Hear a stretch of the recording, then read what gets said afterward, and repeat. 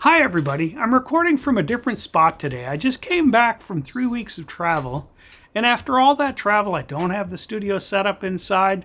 There's some things going on, and I'll tell you about that later. But anyhow, I wanted to cover one of the topics that's really been important to us lately at Middle Rock, and that is we get a lot of CEOs, startup founders, who are in some kind of trouble. The problem is that they're first and foremost technologists and scientists. They're not business people first. And so they build everything around the needs that they would have as a scientist.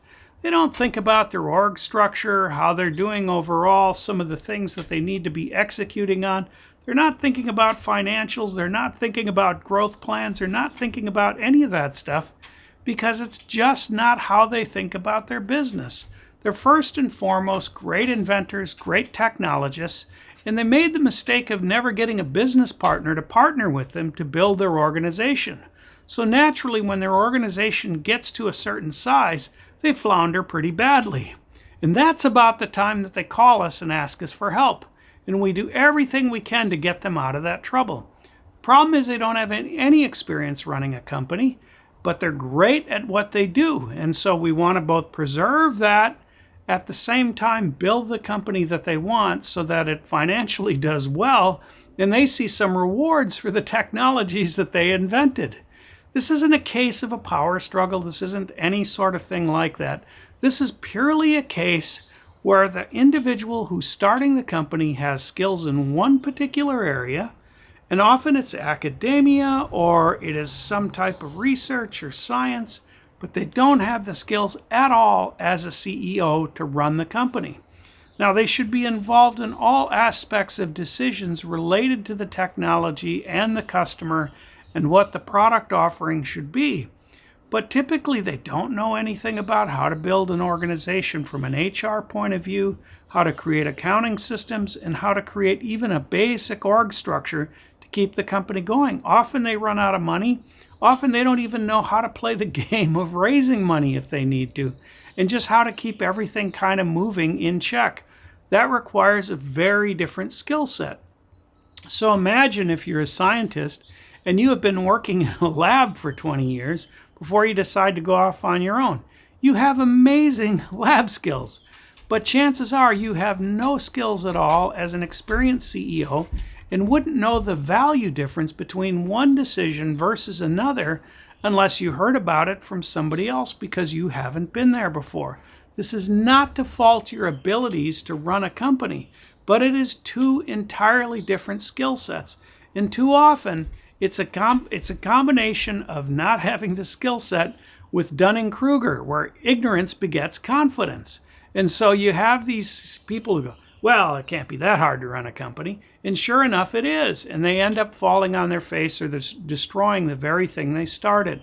I've talked about this before. Too many scientists, too many people who come from that world where they invented a technology, see the technology as an extension of themselves. And thus they see the company the very same way. It's not a great way to look at a company, and it's not a great way to run a company. The minute you form that company, you've got to think of that entity as something separate from yourself. And you have to build the organization that way. You have to separate your own ego from everything else, and you have to contribute that technology to the business and treat it as if it's something completely separate from you. But most don't. They make decisions and always reflect back on how it affects them and how the brand and image impacts them. I knew one brilliant designer once who had a company name that he sold with a product.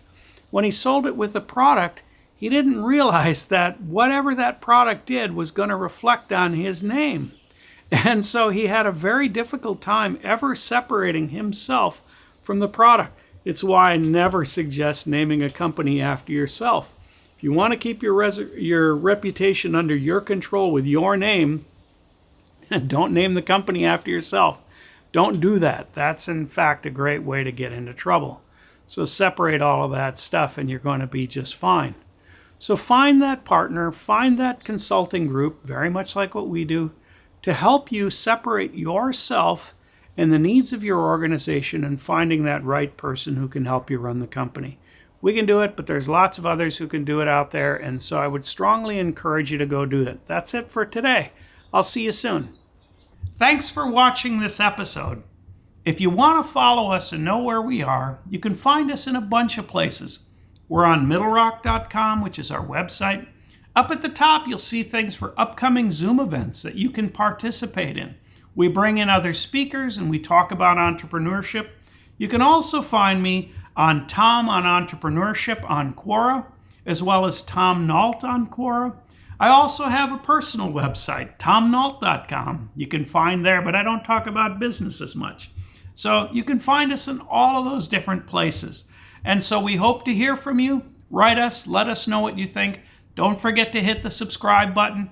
Don't forget to hit the bell when the next one is coming up so that you're notified. And thank you very much for being here.